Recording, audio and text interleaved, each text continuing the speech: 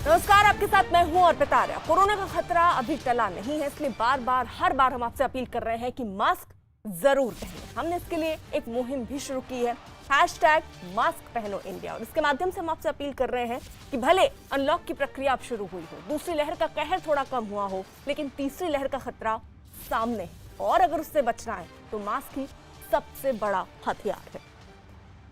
देश के कई राज्यों में लगातार हो रही बारिश ने लोगों की मुश्किलें बढ़ाती हैं। उत्तराखंड, बिहार, उत्तर प्रदेश समेत कई राज्य ऐसे हैं जहां पर बादल जमकर बरस रहे हैं।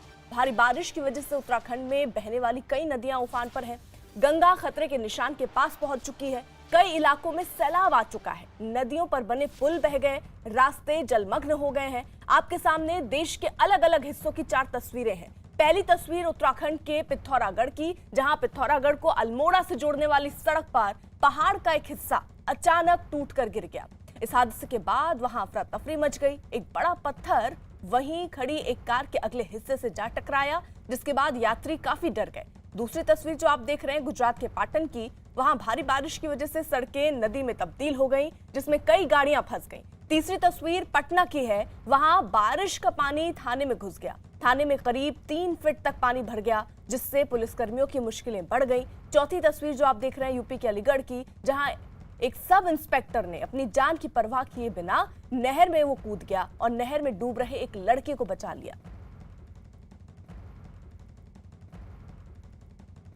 उत्तराखंड में पिथौरागढ़ को अल्मोड़ा से जोड़ने वाली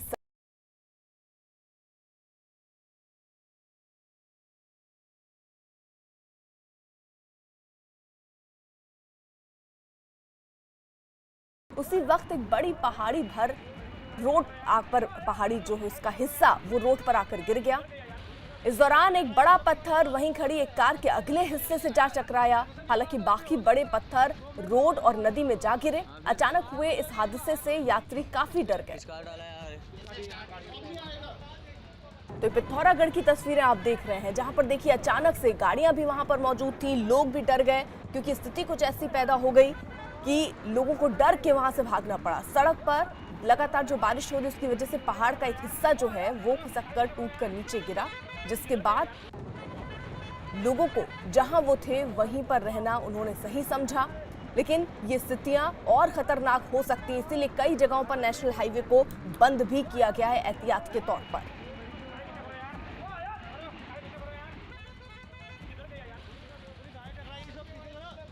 उत्तराखंड से हमारे सहयोगी दीपक रावत इस वक्त जुड़ चुके हैं, उनसे इस वक्त स्थिति समझ लेते हैं। दीपक, इस वक्त मौसम कैसा बना हुआ है?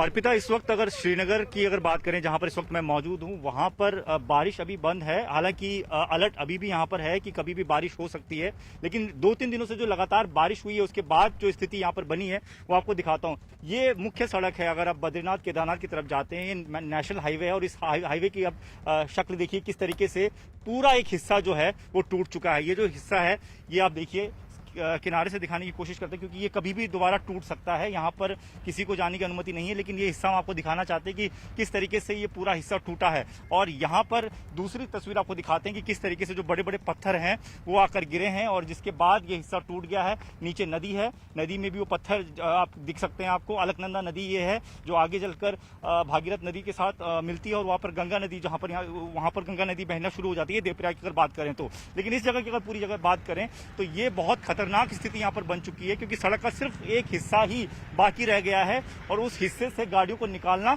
बहुत मुश्किल है। ये बड़े बड़े पत्थर हैं और इस तरफ का पूरा हिस्सा टूट चुका है। लेकिन इस तरफ भी अगर मैं आपको दिखाऊं तो यहाँ पर जो हिस्सा अभी खुला हुआ है जिस पर गाड़ियां गुजर रही हैं वो देखिए कितना मुश्किल से निकल पाती हैं।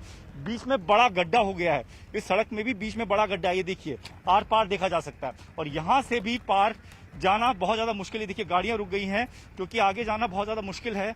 काफी डरावनी स्थिति है, कहीं पर भी कुछ भी हो सकता है। इनसे जान लेते हैं कि भाई साहब सड़क पूरी टूट गई है एक हिस्सा। आप यहीं के रहने वाले? जी जी। तो अक्सर ऐसा होता है यहाँ पर? हाँ, होता ही रहता है। अच्छा। और आगे भी काफी रोड टूटी हुई है। अच्छा। और सिरोबगड़ा के पास तो बंद ही हो गया। बंद हो गया पूरा? जी जी जी। तो आप कहाँ जा रहे हैं? मैं रुद्रप्रयाग जा रहा था, अब घर वापस जा रहा हूँ। अब घर वापस जाना? जी जी जी। अच्छा, तो मतलब अक्सर बरसात में ऐसा हो रहा है? जी सर, जी सर। तो ये जो सड़क का हिस्सा टूटा है, सामने गड्ढा है, वहाँ पे भी निकलना बहुत मुश्किल है? वहाँ पे भी निकलना मुश्किल है सर। हाँ, वो तो कभी भी गिर सकता है। पैर अगर अंदर चला गया तो वो तो फिर निकालना मुश्किल हो जाए। बहुत मुश्किल हो जाएगा। जी जी सर। तो ये देखिए अर्पिता, लोग वापस जा रहे हैं क्योंकि कोई चारा नहीं बचा है, सड़क का हिस्सा टूट चुका है। कुछ स्थानीय लोग भी यहाँ पर हैं। सर आप बताइए कि ये स्थिति अक्सर यहाँ पर ऐसी होती है जब ये हिस्सा टूट जाता है, कई बार गाड़ियों के ऊपर भी पत्थर गिर पड़ते हैं। यहाँ पे सर पहाड़ों में तो भौगोलिक स्थिति ऐसी है कि जब भी यहाँ पे थोड़ी सी बारिश होती है तो बारिश में ये नज़ारा हमें देखने को मिलता है। इससे हमें क्या नुकसान होता है सर, एक तो जैसे हमारा आवागमन का जो साधन है जो पहाड़ों में वो एकदम बंद हो जाते हैं, जिससे हम एक जगह से दूसरी जगह नहीं जा पाते हैं। दूसरा हमारा जो पेयजल जो लाइनें होती हैं, पेयजल लाइनें भी हमारी क्षतिग्रस्त हो जाती हैं। मतलब जो पानी के लिए जो लाइनें गई वो टूट गई पानी है वो भी टूट जाती हैं, जिसके कारण हम कई दिनों तक मतलब नदी का गंदा पानी पीने के लिए मजबूर हो जाते हैं, क्योंकि आजकल पानी भी, नदी का पानी भी गंदा हो चुका है। दूसरा सर कोरोना काल में आवागमन का साधन नहीं होगा हमारे पास, तो उसके लिए क्या है, हमारे दूरस्थ क्षेत्रों से जो लोग रहते हैं और जिनको स्वास्थ्य सुविधाएं मिलनी चाहिए वो सुविधाएं नहीं मिल पाती हैं और वो रास्ते में ही दम तोड़ देते हैं। ठीक है, तो ये मुश्किलें बता रहे हैं कि कितना ज्यादा मुश्किल होता है, रास्ते में दम तोड़ देते हैं लोग। आप भी यहीं के रहने वाले हैं? जी। तो ये इस तरीके की स्थिति में कितना मुश्किल हो जाता है आप लोगों के लिए? बिल्कुल सर, रोजमर्रा की जो भी चीजें होती हैं उसमें भी बहुत प्रभाव पड़ता है। और जैसे हॉस्पिटल जाना है और आप दवाई लेने जाना है, सब्जी लेने जाना है, दूध लेने जाना है, इन चीजों की भी बहुत सारी परेशानी होती है। ये तो मेन हाईवे है, इससे सारे ही ब्रांच रोडें जुड़ी हुई हैं और सभी चीजें इससे जुड़ी हुई हैं। और रोड की स्थिति आपने देख दी है कैसी है। ठीक है, आगे भी टूटा हुआ है बता रहे हैं। बुरी स्थिति है, बुरी और साथ में नदी नीचे पे है, पेयजल लाइन ये मेन जो है जल निगम की, ये भी इसमें कनेक्टेड है। ठीक है, तो ये जो बता रहे हैं इसको एक बार थोड़ा समझ लेते हैं। ये जो आपको दिख रहा है पाइप, ये इनका पेयजल की लाइन है, ये भी पूरी क्षतिग्रस्त हो चुकी है। आगे तक इनका ये मुख्य लाइनें बता रहे हैं क्योंकि पानी की दिक्कत भी इनको झेलनी पड़ सकती है। पानी की, अगर नदी के पानी का इस्तेमाल करने की बात कह रहे हैं, लेकिन नदी के पानी आप देखिए कि कितना मटमैला आपको नजर आएगा, क्योंकि बारिश बहुत ज्यादा हुई है इस पूरे इलाके की बात की जाए। और दूसरे इलाकों में भी अगर बात की जाए तो वहां पर भी लगातार बारिश हो रही है। हाई अलर्ट पे उत्तराखंड है। और ये जो नदी बह रही है, अलकनंदा जो नदी है, इसका बहाव भी काफी ज्यादा बढ़ गया है। आप देखें कि पानी का फ्लो काफी ज्यादा है, खतरे के निशान से ऊपर इस वक्त तमाम जो नदियां हैं, जो गंगा की सहायक नदियां हैं उत्तराखंड में, चाहे अलकनंदा की बात करें, चाहे दूसरी भागीरथ नदी की बात करें, ये तमाम नदियों में उफान इस वक्त आपको देखा जा सकता है। लेकिन स्थिति ये हो चुकी है कि जगह जगह पर सड़कें पूरी तरह क्षतिग्रस्त हो चुकी हैं। ये जो जगह बची हुई है, इस जगह पर भी कभी भी कोई भी बड़ा हादसा हो सकता है। इसलिए प्रशासन की तरफ से भी कई टीमें यहाँ पर पहुंचती हैं। थोड़ी देर पहले एक बुलडोजर यहाँ पर आया था, जेसीबी मशीन भेजी गई थी, जिसकी वजह से थोड़ा सा रास्ता साफ किया है ताकि लोग यहाँ से अपने घर, जो कि आसपास के लोग हैं, वो वहां तक पहुंच सके। लेकिन अभी की स्थिति में आपको दिखा रहा हूं कि ये जो सड़क बची है, जो हिस्सा बचा है, ये भी कभी भी टूट सकता है और इसी बात का डर यहाँ पर बना हुआ है। इस तरफ अगर दिखाएं, मैं अपने कैमरा पर्सन से कहूंगा कि एक बार दोबारा दिखाएं। ऊपर से पानी जब आता है, मलबा जब आता है, तो इस तरीके से बड़े बड़े पत्थर जो हैं वो यहाँ सड़क पर आ जाते हैं। अर्पिता, ठीक है, आप रहिए।